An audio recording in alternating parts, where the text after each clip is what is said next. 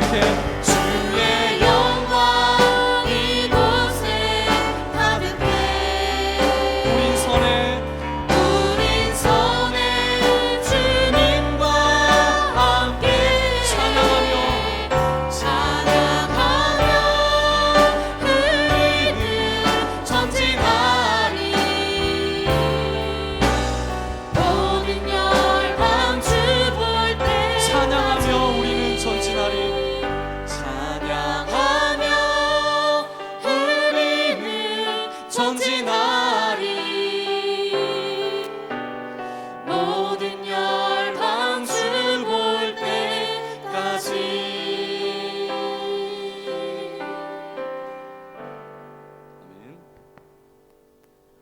인사하겠습니다. 주 안에 사랑하고 축복합니다. 인사하겠습니다. 할렐루야. 그의 성소에서 하나님을 찬양하며 그의 권능의 공창에서 그를 찬양할지어다. 아멘.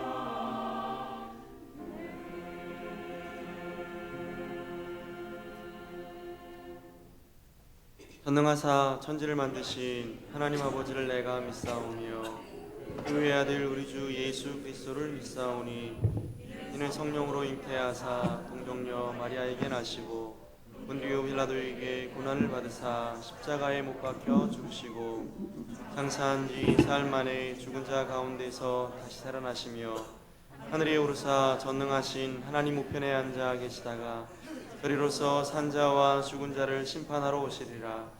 성령을 믿사오며 거룩한 공예와 성도가 서로 교통하는 것과 죄를 사하여 주시는 것과 몸이 다시 사는 것과 영원히 사는 것을 믿사옵나이다.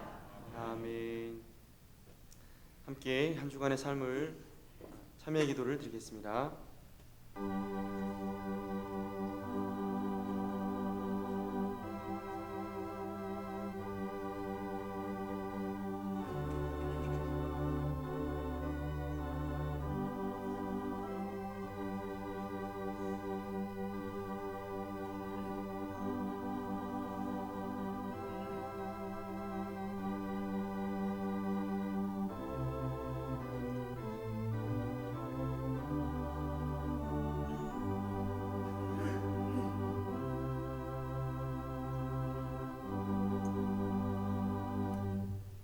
사제의 선언입니다. 만일 우리가 우리 죄를 자백하면 그는 미쁘시고 의로우사 우리 죄를 사하시며 우리를 모든 불의에서 깨끗하게 할 것이요. 아멘.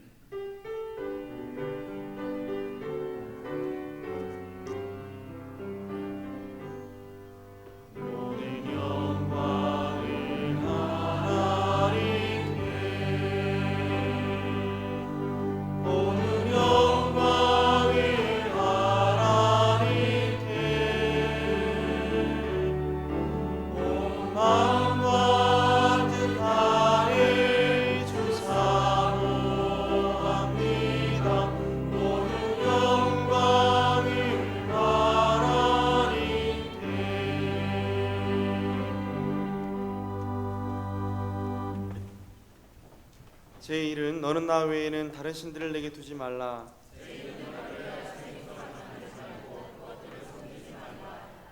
제3은 너는 내 하나님 여호와의 이름을 망령되게 부르지 말라. 제5는 내 부모를 공경하라. 제7은 간음하지 말라. 제9는 내 이웃에 대하여 거짓 증거하지 말라. 네.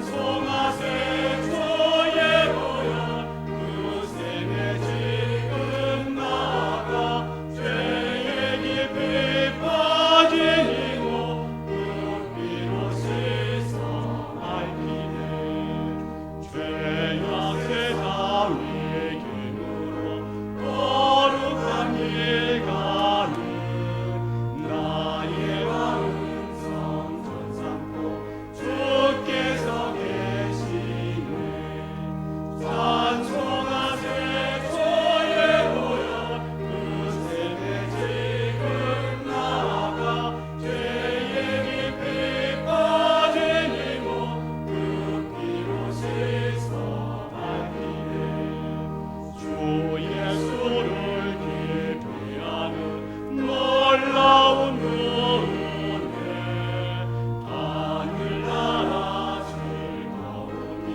매일 새롭도다 찬송하세 주의 보혈 그 셈에 지금 나아가 죄의 깊이 빠진 이고 그 피로 씻어 밝히네 예, 기도하시겠습니다. 거룩하신 우리 하나님 아버지, 지난 한 주도 우리의 삶 가운데 베풀어 주신 은혜와 사랑으로 인하여 이 시간 감사와 찬송을 올려드립니다. 허물과 죄로 죽었던 우리를 독생자 예수 그리스도의 보혈을 믿는 믿음으로 구원해 주시니 감사합니다. 이런 구원의 은혜를 받고도 때로는 우리의 마음과 생각과 우리의 몸으로 하나님과 사람 앞에 범죄할 때가 있었음을 고백합니다. 이 시간 우리의 모두의 죄를 그리스도의 보배로우신 피로 정결하게 하여 주시옵소서. 주님의 교회를 위해 간구합니다. 지난 36년간 주님의 교회를 부흥시켜 주신 하나님께 감사와 영광을 올려드립니다. 주님께서 피로 값주고 세우신 우리 교회를 통해 주님 영광 받아주시고 이 지역사회와 나라와 민족과 세계 가운데 주님의 영광을 위해 또 많은 영혼을 구원하는 일에 우리 교회를 사용하여 주시옵소서. 사랑하는 담임 목사님을 붙들어 주시기를 간절히 원합니다. 이제껏 주님의 은혜로 목회를 감당해 오셨습니다. 남은 모든 목회 기간에 더 큰 하나님의 은혜를 부어 주시옵소서. 재활 치료 가운데 더 빠른 치료가 나타나게 하시고 모든 연약한 부분이 강건케 되는 역사 있게 하여 주옵소서. 주의 교회를 위해 세운 모든 직분자들을 하나님께서 붙들어 주시고 삶과 가정과 사업 가운데 하나님의 충만하신 복으로 주 안에 형통함을 허락해 주옵소서. 이 시간 우리가 드리는 예배가 신령과 진정으로 드려지는 예배가 되기를 원합니다. 말씀을 선포하시는 주의 사자를 통해 하나님의 은혜가 하늘로부터 임하게 하시고 우리 모든 회중 가운데 하나님의 풍성한 은혜가 임하는 귀한 시간 되게 하여 주옵소서. 시온 찬양대의 정성스러운 찬양을 기쁨 훈명해 주시옵소서. 모든 것 감사드리옵고 우리 구주 예수님의 이름으로 간절히 기도합니다. 아멘.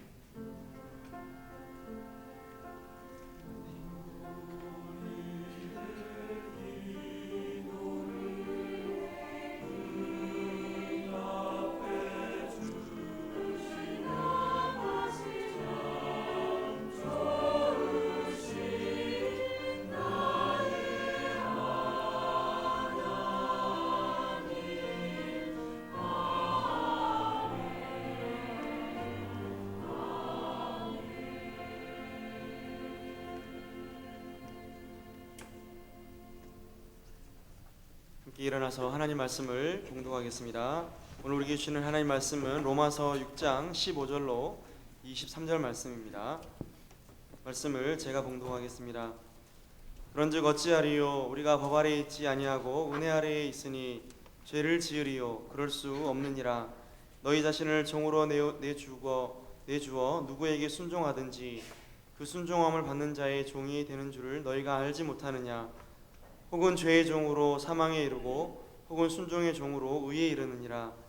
하나님께 감사하리로다. 너희가 본래 죄의 종이더니 너희에게 전하여 준 바 교훈의 본을 마음으로 순종하여 죄로부터 해방되어 의에게 종이 되었느니라. 너희 육신이 연약함으로 내가 사람의 예대로 말하노니 저는 너희가 너희 지체를 부정과 불법에 내주어 불법이 이른 것 같이 이제는 너희 지체를 의에게 종으로 내주어 거룩함에 이르라. 너희가 죄의 종이 되었을 때에는 의에 대하여 자유로웠느니라. 너희가 그때에 무슨 열매를 얻었느냐? 이제는 너희가 그 일을 부끄러워하나니 이는 그 마지막이 사망임이라. 그러나 이제는 너희가 죄로부터 해방되고 하나님께 종이 되어 거룩함에 이르는 열매를 맺었으니 그 마지막은 영생이라. 죄의 삭은 사망이요 하나님의 은사는 그리스도 예수 우리 주 안에 있는 영생이니라. 아멘.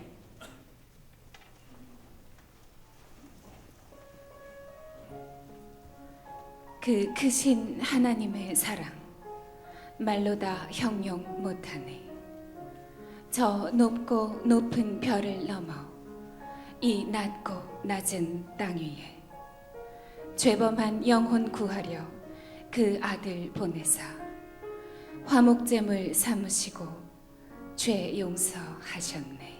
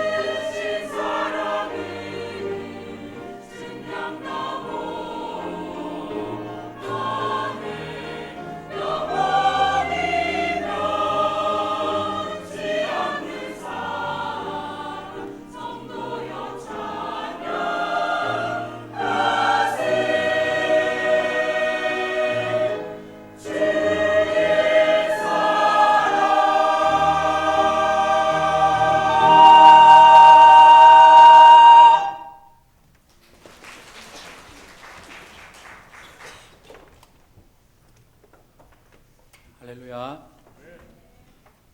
찬양 감사합니다. 어제가 우리 광복 70주년이었습니다.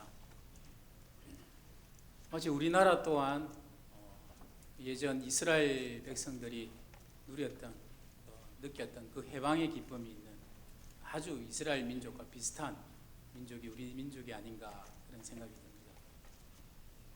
그 백성들이 이스라엘 백성들이 출애굽하며 누렸던 그 해방의 기쁨 우리도 느꼈고요. 그리고 70년 동안 바벨론에 의해서 나라가 망하고 포로로 끌려갔다가 70년 만에 다시금 귀환해서 나라를 세운 그 감격이 어떻게 보면 그 비슷한 감격이 우리나라에도 있습니다.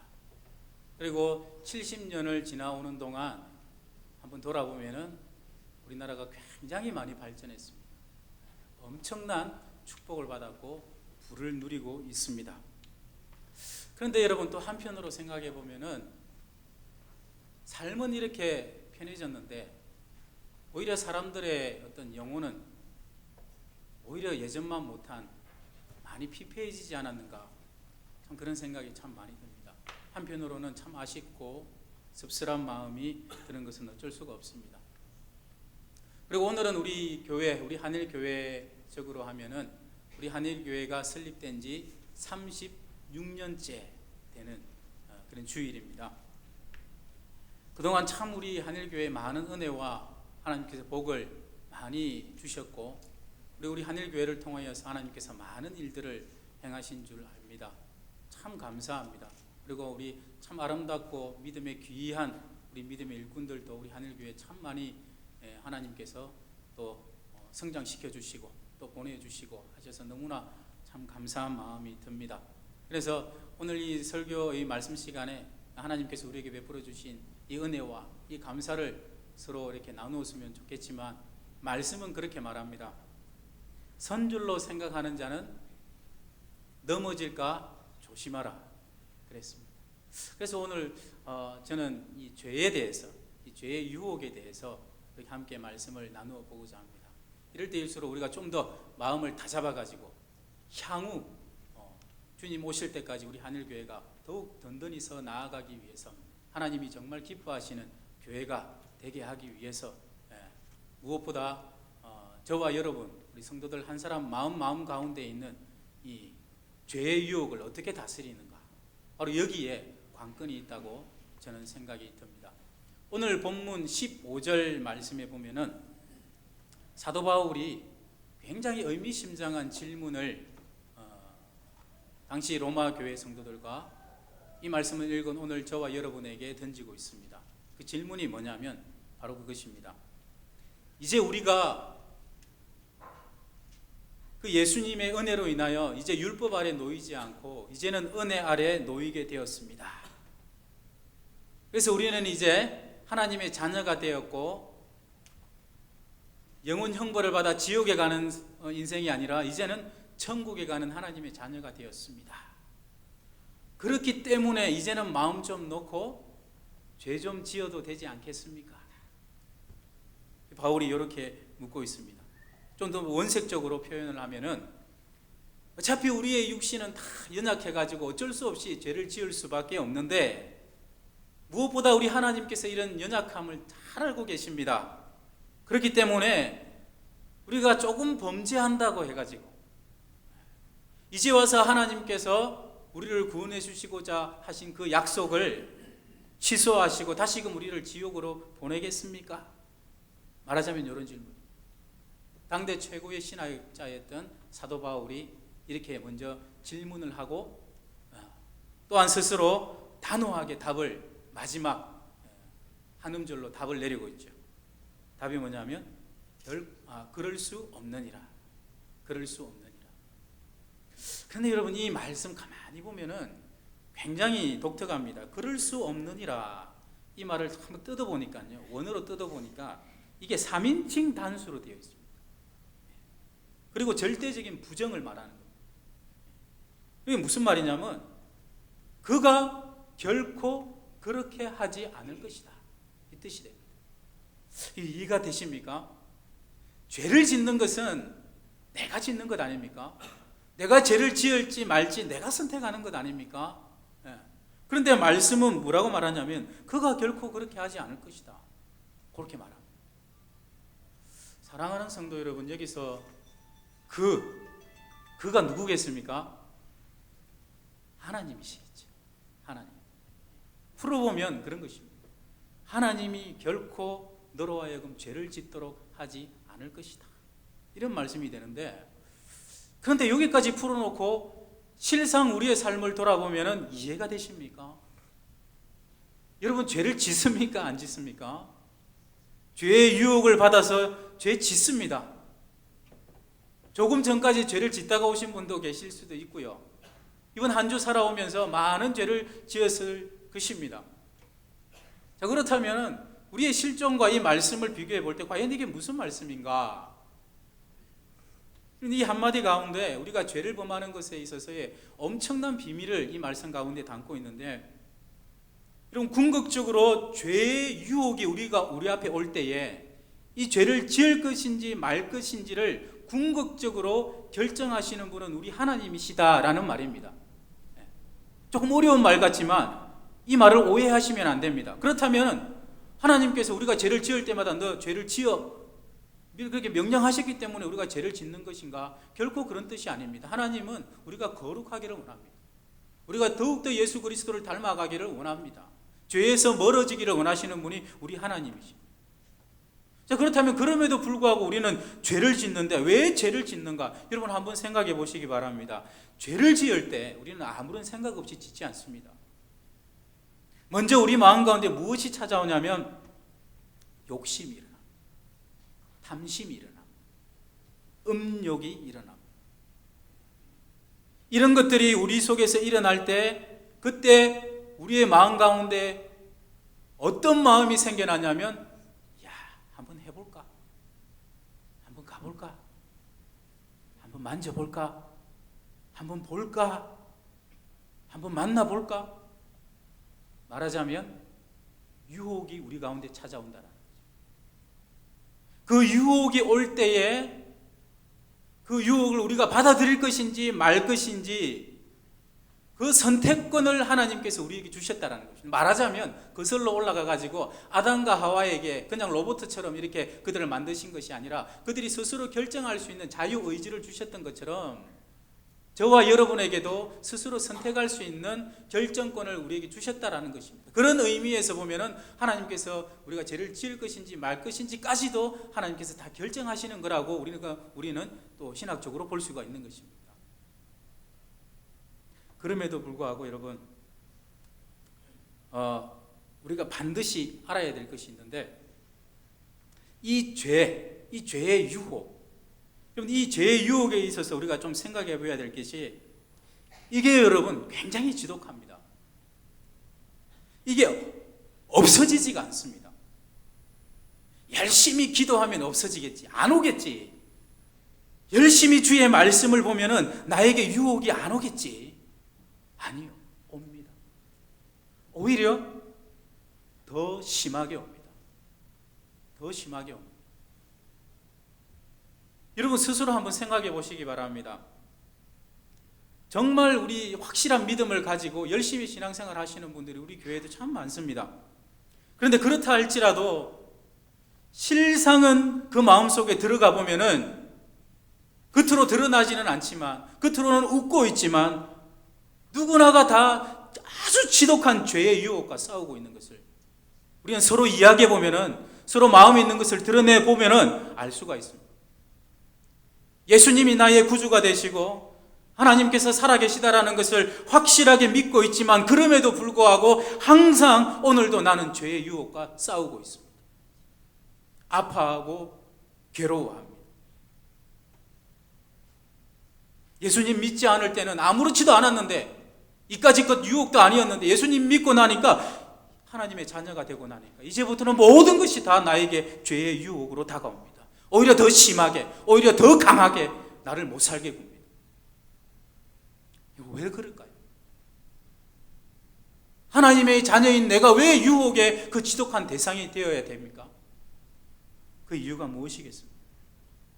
왜냐하면 이건 당연한 것인데, 우리가 예수 그리스도를 믿는 바로 그 순간부터는 우리는 하나님의 자녀가 됨과 동시에 우리는 그때부터는 예수님을 닮아가기 때문입니다. 예수님을 닮아가기 때문에. 예수님을 통하여서 우리가 하나님과 화목하면 화목할수록 우리가 더욱 예수 그리스도의 형상을 닮아가기 때문에 그 하나님의 영광이 점점 더 찬란해지면 찬란해질수록 사탄은 그것을 못 견뎌하는 겁니다. 싫은 겁니다. 그 꼴을 못 보는 겁니다. 발악을 합니다. 어떻게 해서든 넘어뜨리려고, 어떻게 해서든 우리를 무너뜨리려고 합니다. 사단이 그렇습니다. 그렇기 때문에 우리에게 유혹이 안 찾아온다? 아니요, 찾아옵니다. 더 심하게 찾아옵니다. 그렇기 때문에 예수님 믿은 이후에 왜 내가 유혹에 계속 시달려야 되는가? 그것은 그리스도인으로서 어쩌면 당연한 것입니다. 고린도전서 10장 13절에 사람이 감당할 시험 밖에는 너희가 당한 것이 없나니 했습니다. 감당할 시험이 온다라는 것입니다. 하나님께서 허락하셨다라는 것입니다.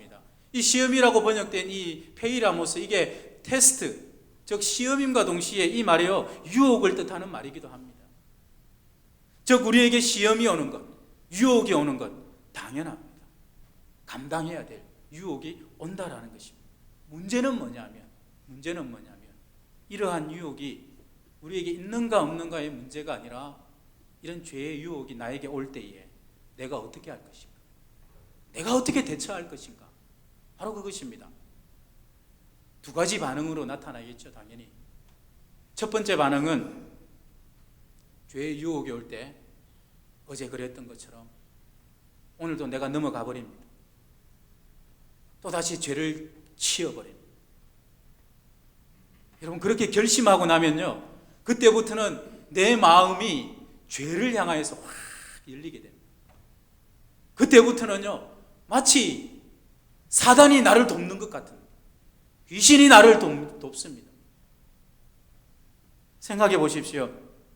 만약 다윗이 골리앗을 이겼을 때에 그때 다윗이 밧세바의 알몸을 보았다면 아마 다윗은 강하게 거부했을 것입니다. 그런데 다윗이 밧세바를 범할 때는요, 그 때를 성경이 말씀하고 있는데 자세히 보면은 그 때를 말하면서 이미 다윗의 마음이 해이해졌음을 성경이 말하고 있습니다. 이미 하나님의 마음이 다윗을 볼 때에 참 안타까워하는 그 마음이 그 말씀에 잘 나타나 있습니다. 그러니까 유혹을 향하여서 다윗이 마음이 열리고 있습니다. 그 상태에서 유혹이 찾아올 때 이건 어쩔 수 없습니다. 넘어가 버리고 맙니다. 그때부터는 사단이 막 돕기 시작하는 거죠. 한번 넘어가고 나니까 계속해서 유혹에 넘어갑니다. 우리아를 불러라. 자기의 죄를 덮기 위해서 우리아 너 집에 가서 자고 와. 안 가니까 전장터 보내라. 보내서 제일 앞서서 싸우게 하고 싸움이 가장 치열할 때에 너희들은 뒤로 물러서 죽게 만듭니다. 다윗이 원하는 대로 착 청맞아 들어갑니다. 마치 하나님의 뭐 섭리처럼 죄가 이렇게 막 꼬리에 꼬리를 물고 막 유혹에 그대로 넘어가면서 죄를 계속 짓습니다. 마치 이와 같은 이 다윗의 행동을 보여주는 말씀이 잠언 7장에 보면은 나와 있습니다. 잠언 7장에 보면은 미련하는 아들이 죄의 유혹을 선택하는 장면이 나옵니다. 그가 마음 가운데 음욕이 일어날 때에, 그 유혹이 올 때에, 그 유혹을 받아들일 때, 그 이후로부터는 일사천리로 그가 원하는 바를 얻고 있는데요, 이 미련한 자가 음욕을 품고 음녀가 있는 집으로 갑니다. 때를 말하는데 날이 저물 때, 황혼 때, 깊은 밤, 흑암 중에 영적인 상태를 말하는 거죠. 그때 음녀의 집 쪽으로 걸어갔더니 마침 음녀가 그 집에서 나와서 그 미련한 아들을 영접합니다. 그러면서 뭐라고 말하냐면 잘됐다. 마침 내 남편이 멀리 출장 가고 없다. 우리 함께 즐기자. 유혹을 향하여서 내 마음이 열리니까 마치 이 죄가 거친 파도같이 막 들어오는 것입니다. 마치 이게 무슨 섭리처럼 느껴집니다. 자, 이게 첫 번째 반응이겠죠. 두 번째 반응은 이제 우리에게 찾아오는 이 유혹 앞에서 유혹을 선택하지 않고 이제 하나님의 뜻을 따르는 겁니다. 자, 이렇게 뜻을 따르려고 결단하기 시작하면요, 그때부터는 이제는 하나님이 우리를 돕기 시작합니다. 여러분, 우리가 반드시 알아야 되는 것이 있는데, 그게 뭐냐면 우리에게 찾아오는 이 유혹을 이길 수 있는 힘이 없습니다. 어떤 사람은 그렇게 말합니다. 죄의 유혹이 찾아오면 피해버려. 생각하지도 마. 만지지도 말고 붙잡지도 말고 도망가면 된다, 그렇게 말하지만 분명한 것은 우리에게 찾아오는 이 유혹은, 이 죄의 갈망은 우리의 결심보다, 우리의 의지보다 항상 강합니다. 그렇기 때문에 그런 상황에서 의지력을 발휘해가지고 내가 이것을 이긴다, 우리는 그런 존재가 되지 못합니다. 오호라, 나는 공고한 사람이로다. 이 사망의 몸에서 누가 나를 건져내랴. 사도 바울도 이렇게 고백했습니다. 우리의 의지와 결심으로는 여러분, 이 죄의 유혹 절대로 이길 수가 없습니다.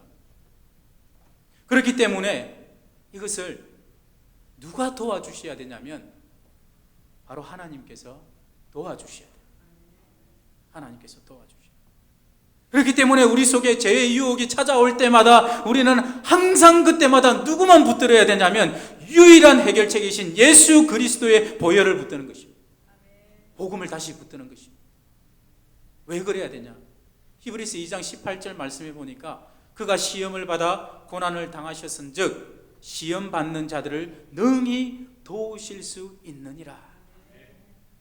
도우실 수 있는 이 예수님도 인간이 되셔서 나와 똑같은 시험을 받으셨고 이기신 분이 우리 주님이시고, 그 주님이 내가 지금 유혹에 처하여서 괴로워서 몸부림치고 있는 나를 연약히 불쌍히 여기시고 동정하시고 도우시는 대제사장이 되신다, 그 말이에요. 그래서 우리는 예수님만 바라보고 붙들고 나아가야 돼요. 어떻게 붙들어야 되냐? 히브리서 4장 16절에 보면 이렇게 말합니다. 그러므로 우리는 긍휼하심을 받고 때를 따라 돕는 은혜를 얻기 위하여 은혜의 보좌 앞에 담대히 나아갈 것이니라. 때를 따라 돕는 은혜를 얻기 위하여. 여러분, 유혹의 그 때를 따라, 여러분 처하는 그 상황의 그 때를 따라 여러분이 돕는 은혜를 얻기 위하여서 우리의 대제사장이신 예수님만 붙들고 그 예수님을 통하여서 은혜의 보좌 앞으로 담대히 나아갈 때에, 도움을 구할 때에, 하나님 앞에 부르짖을 때에 하나님께서 여러분을 도우신다. 그러면 유혹을 이길 수 있다, 그렇게 말씀하십니다. 바로 이것이 오늘 본문 15절 말씀에 그가 결코 그렇게 하지 않을 것이다. 하나님께서 결코 죄를 지을 수 없도록, 안 지을 수 있도록, 이길 수 있도록 도와주실 것이다. 바로 이 말씀이 되는 것입니다. 그렇기 때문에 우리가 살아가는 동안에 내가 감당할 수 없는 그런 유혹은 있을 수가 없습니다. 여러분에게 다가오는 그 모든 유혹들은 여러분들 다 이기실 수가 있습니다. 만약 이기지 못하는 그런 엄청난 유혹이 있다면 애초에 하나님이 우리에게 그런 거 주시지 않습니다. 감당할 수 있으니까 주시는 것입니다. 바로 그 말씀이 고린도전서 10장 13절 말씀이 아닙니까? 사람이 감당할 시험 받기는 너희가 당한 것이 없나니 오직 하나님은 미쁘사 너희가 감당하지 못할 시험 당함을 허락하지 아니하시고 시험 당할 즈음에 또한 피할 길을 내사 너희로 능히 감당하게 하시느니라. 아멘. 여러분에게 다가오는 유혹, 오늘도 다가올 것입니다. 여러분이 감당할 수 있으니까 다가오는 것입니다. 오직 예수님만 붙드시기 바랍니다. 이기시기 바랍니다. 그럼에도 불구하고 우리는 너무나 자주 이 죄의 유혹에 또 넘어갑니다. 왜 넘어가는가? 곰곰이 한번 생각해 보십시오. 바로 여기에 뭐가 있냐면 약한 사단 마귀의 아주 흉악한 괴계가 여기에 들어 있습니다. 이 사단이 우리에게 접근할 때는 굉장히 교묘하게, 아주 교활하게 우리에게 접근을 하는데, 마치 낚시꾼이 낚시를 할 때에 그 고기를 잡기 위해서 그 바늘에 미끼를 끼울 때는요, 그 고기가 바늘을 보지 못하도록 완전히 미끼를 다 덮어놓지 않습니다. 마치 사단이 우리가 그 덫을 보지 못하게끔 엄청난 미끼로 우리를 위장을 하고 우리에게 다가오는데, 그게 뭐냐면 아까 초두에 이 바울의 질문을 통해서 여러분에게 말씀드렸듯이 사단이 우리의 마음 가운데 어쩌면 이렇게 속삭입니다. 괜찮아. 네. 어차피 구원은 받았잖아. 그러니까 지옥 안 가잖아. 형벌은 피하잖아. 어차피 연약한데 어쩔 수 없잖아. 살짝 죄를 지어도 되지 않겠냐. 설령 죄를 지었다 할지라도 네가 지금까지 경험했듯이 다시 회개하면 하나님 용서해 주셨잖아. 지금도 마찬가지. 또 용서해 주셔. 이렇게 합리화시켜. 제가 저를 봤을 때 그렇더라고요. 아주 교묘한 논리가 여기서 생겨나는 것이. 죄를 짓는 우리의 생각, 그 깊은 내면을 우리가 깊이 들여다보면은 바로 이런 생각이 바탕에 깔려 있을 때가 참 많습니다. 다 그런 거지 뭐. 어쩔 수 없지. 이 세상에서 도태되지 않고 살아남으려면 어차피 조금씩은 죄를 지을 수밖에 없으니까 죄를 짓지 않고는 어떻게 살아. 물론 하나님이 기뻐하시지 않는 것이지만 하지만 세상살이가 다른 사람들도 다 그렇게 살아가는데 심지어 그리스도인들도 심지어 직분자들인 저 사람들도 저렇게 살아가는데 다 그렇게 살아가는데 타협하지 않으면 안 돼. 지금은 내가 비록 하나님이 기뻐하시지 않는 모습이라 할지라도 결국에는 내가 천국은 가니까 지옥에 가지는 않으니까 하나님 또 용서해 주시니까 그런 마음. 그러면서 하나님 때가 되면 제가 회개할게요. 때가 되면 하나님 기뻐하시는 모습으로 바뀔게요. 우리는 그렇게 하지 않습니까? 근데 그렇게 하나님 앞에 그렇게 고백했던 그 세월이 얼마나 오래됐습니까? 얼마나 오래됐습니까? 이미 수십 년 전부터 하나님 때가 되면 제가 하나님 앞에 회개하고 돌아갈게요. 그런 삶이 지금까지도 계속 이어지고 있다라는 것입니다. 무슨 말입니까? 계속해서 우리는 반복된 죄를 짓고 있다 그 말입니다. 바로 이게 회개의 환상입니다. 이 회개가 우리 가운데 이루어지지 않습니다. 결국 그렇게 되면 우리가 어떻게 되느냐? 아주 심각한 상황 가운데 들어갑니다. 바로 우리가 죄의 종이 되어버립니다.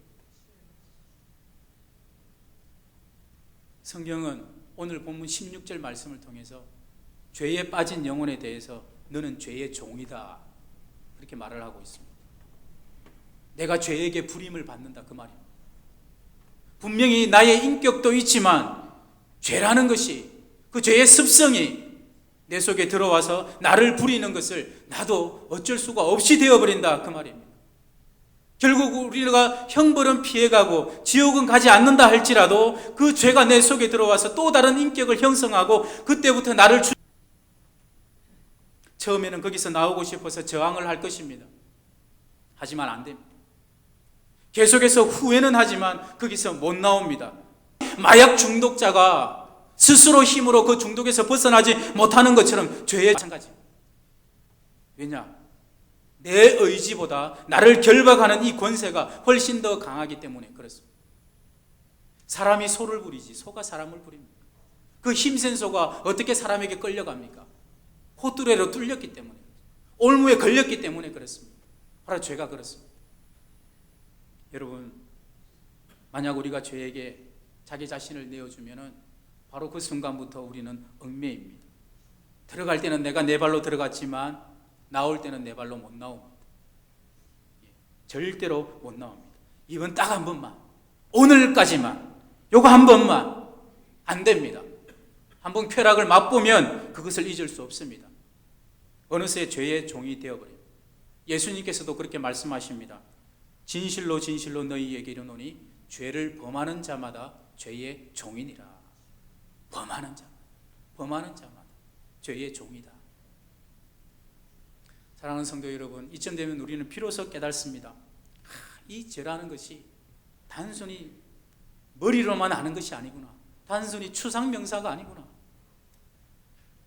참 이게 원초적인 것이고 이게 권세구나. 이게 나를 부리는 것이구나. 그제서야 내가 깨닫게 됩니다. 근데 깨닫기는 하는데 거기서 잘 못 나옵니다.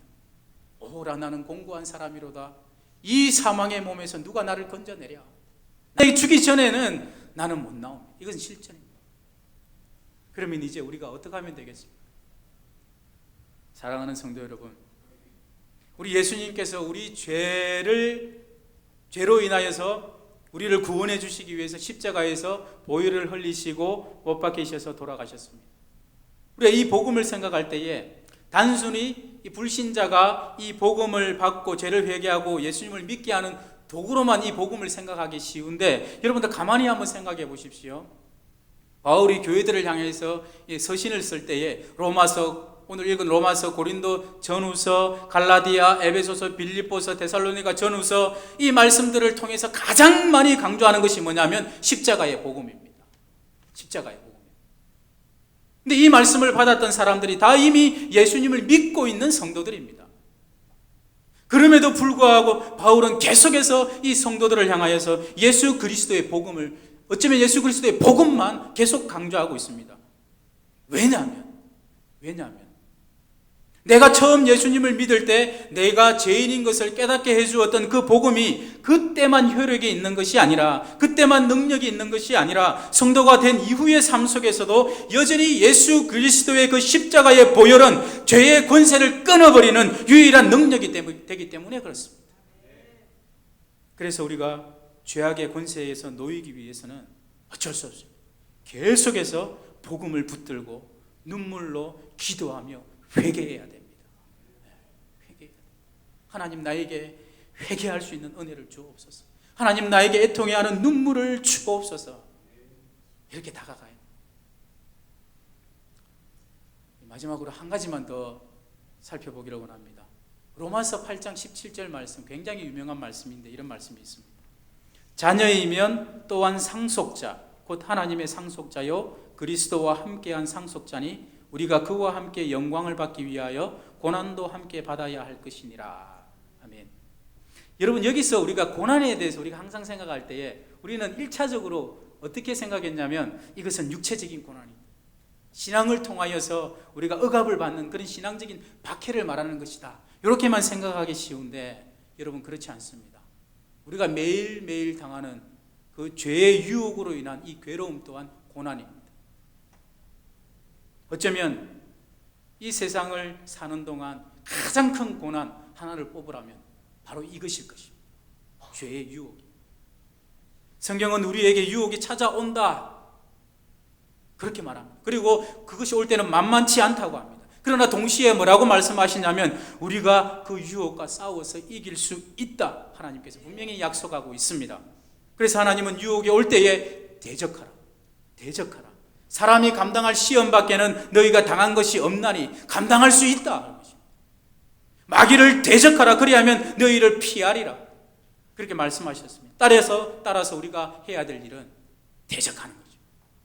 우리가 대적하기 시작하면 그때부터는 나는 안 되지만 내 속에 있는 성령께서 우리를 도우시기 시작하신다라는 거죠.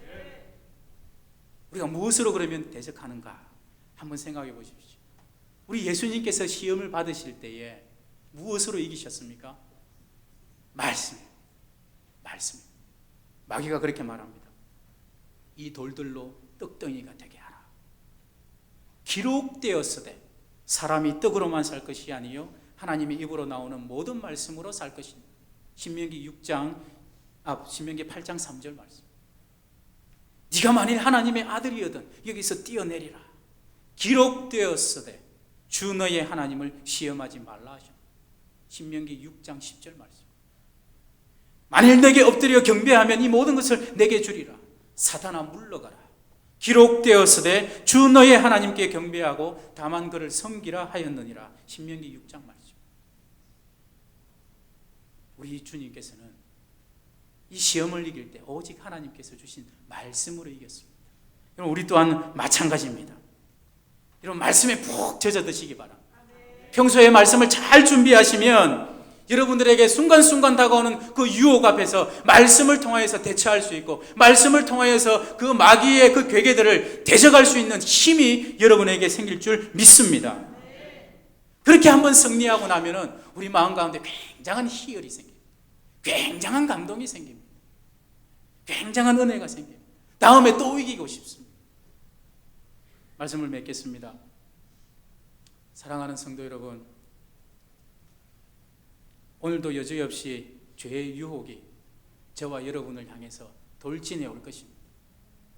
이 유혹이 바로 고난이라고 말씀드렸습니다. 이 유혹은 아침에 눈을 뜨는 그 순간부터 저녁 잠자리에 이르는 바로 그 순간까지 모든 일상 가운데 존재합니다. 가정에서, 직장에서, 학교에서, 심지어 길을 걸어가다가, 심지어 예배를 드리러 나온 이 교회에서조차도 우리는 죄의 유혹을 받습니다. 우리가 유혹을 이기는 방법은 오직 복음이신 예수 그리스도를 바라보는 것입니다. 그 보혈의 능력을 의지하여 기도하시고, 또한 예수님이 그러하셨던 것처럼 우리 또한 오직 주의 말씀에만 푹 젖어 드시기 바랍니다. 제가 가끔 영화를 보는데 이 영화의 절정에 이르면 꼭 이런 장면이 나옵니다. 주로 액션 영화 같은 데 보면 그렇죠. 주인공이 막 이제 악당과 싸울 때 이제 많이 이렇게 얻어터져 가지고 막 죽어가는 마지막 그 순간, 죽기 직전의 그 순간 카메라의 앵글이 어디로 가냐면요, 그 사람의 과거로 갑니다. 그러면서 내가 어떤 사람인지, 나를 사랑하는 사람이 누군지, 내가 어떤 목적과 목표를 가지고 지금까지 그러고 왔는지, 그런 것들을 다 보여주는 그 순간 그 주인공이 다시금 힘을 얻고 일어나서 이겨버리지 않습니까? 마찬가지로 그런 거와 비슷하지 않겠나 생각합니다. 여러분들이 죄의 유혹에 쓰러지는 직전에 예수 그리스도를 생각하시기 바랍니다. 주님을 외치시기 바랍니다. 도와달라고 외치시기 바랍니다. 그러면 성령께서 여러분들을 도와주실 줄 믿습니다.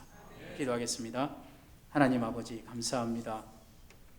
우리를 위하여 십자가의 고난과 수치를 당하시고 그 보혈의 공로로 우리의 죄를 용서하시고 그 무서운 하나님의 심판과 형벌에서 우리를 구원해 주신 그 은혜를 감사드립니다. 주님의 그 보혈의 공로가 믿는 우리에게 능력으로 나타나게 하시고 우리를 얽어매고 있는 온갖 죄악의 쇠사슬이 있다면 온전히 끊어 주시옵소서. 주의 백성들을 회복시키시고 우리를 하나님의 거룩함에 이를 수 있도록 늘 우리와 동행하여 주시옵소서. 예수님의 이름으로 기도드립니다. 아멘. 광고 말씀드리겠습니다.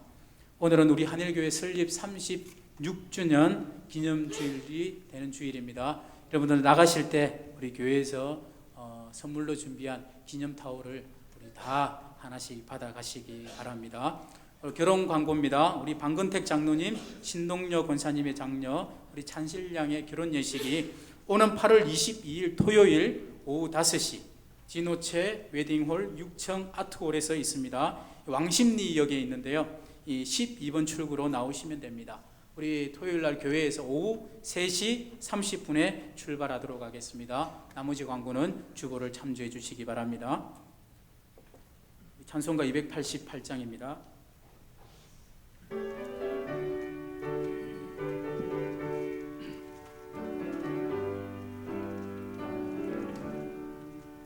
예수를 나의 구주 삼고 성령과 피로써 거듭나니 이 세상에 사는 내 영혼이 하늘의 영광 누리구나.